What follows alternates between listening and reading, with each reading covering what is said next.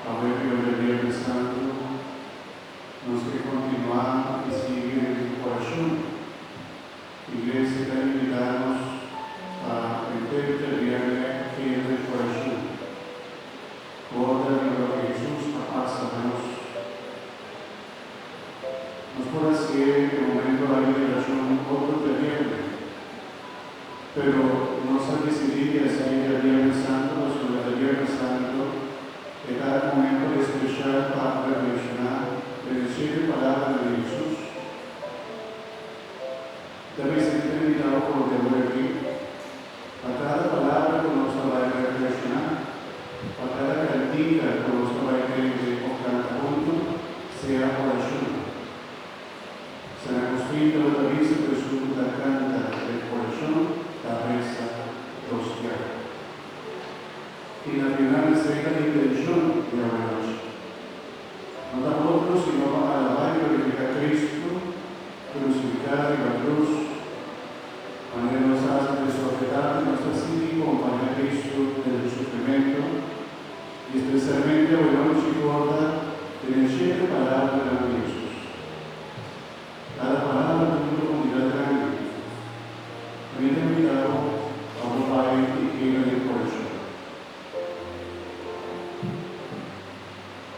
Saca provecho de la noche santa que nos va a compartir hoy.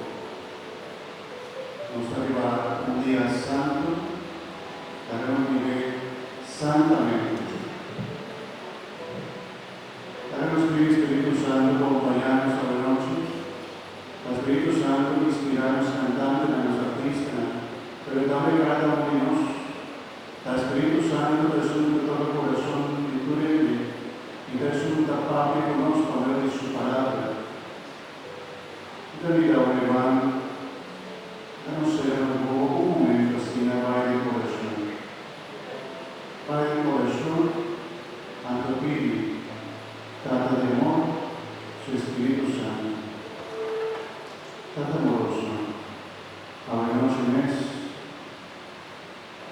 Nos que siguen de vos.